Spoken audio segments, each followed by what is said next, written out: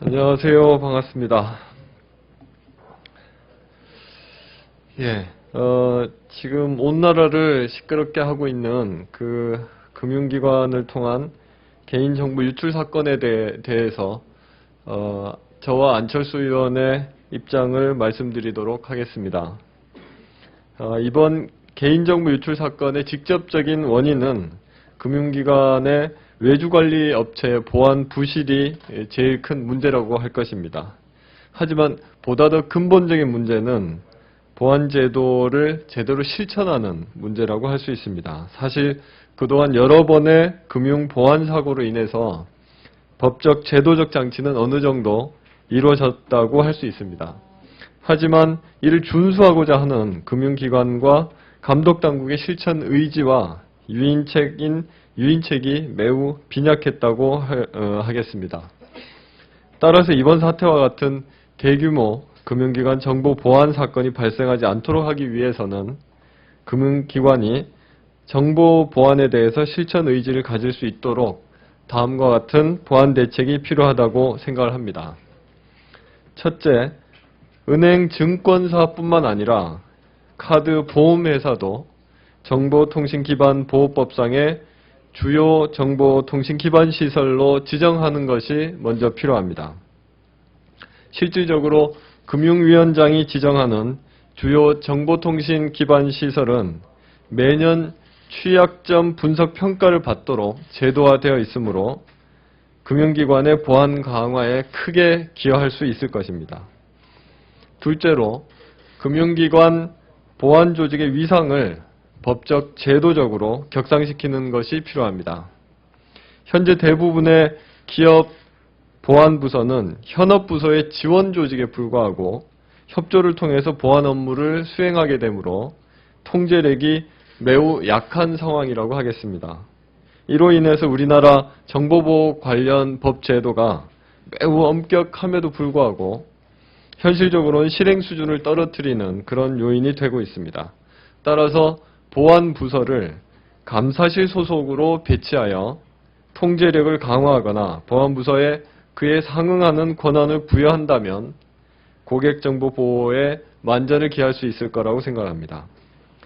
셋째로, 개인정보 유출 사고가 발생했을 때 책임자에 대한 일벌 100개 수준의 처벌로 강화를 할 필요가 있습니다.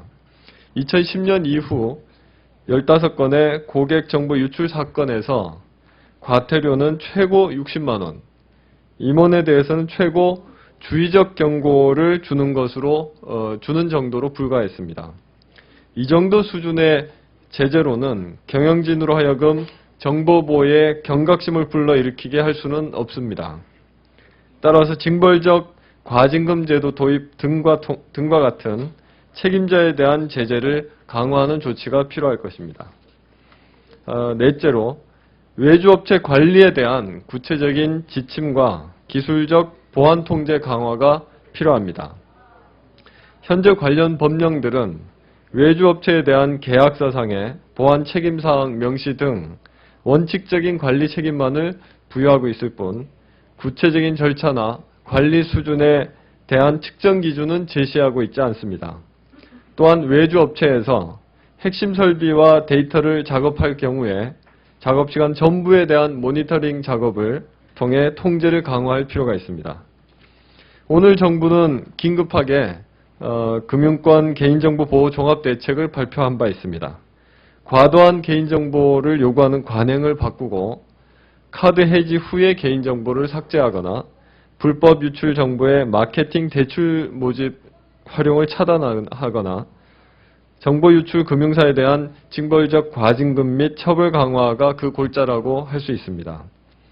징벌적 과징금 및 처벌 강화는 적절한 대책이라고 할 수 있겠습니다. 하지만 나머지 대책에 대해서는 너무나 당연한 내용을 마치 새로운 대책인 것처럼 그냥 기술한 것에 불과한 것 같습니다. 말이 아닌 실천이 필요한 시점입니다. 국민들은 문제가 터지기 이전에 선제적으로 일하는 정부와 정치를 바라고 있습니다. 그러나 문제가 터지고 난 후에야 다시 같은 일이 벌어지지 않도록 철저한 원인 규명과 재발 방지책도 필요하지만 지금 금융당국은 이런 일이 벌어지고 난 이후에 아무 일도 없었던 것처럼 그런 안일한 태도를 보여주고 있다는 것이 문제라고 하겠습니다. 철저한 원인 규명을 위해서는 소관 상임위원회인 정무위원회가 이런 금융당국과 금융기관에 대한 청문회를 통해서 보다 더 철저한 검증 작업과 이후 사후 대책을 마련하는 것이 필요하다고 생각합니다.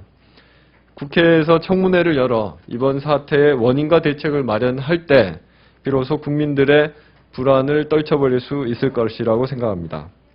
이번 사태를 맞이하여 그야말로 국회가 일을 하는 모습을 보여주고 그래서 민생의 문제, 현안 문제를 해결하는 그런 국회의 모습을 보여줘야 할 시점이라고 생각을 합니다.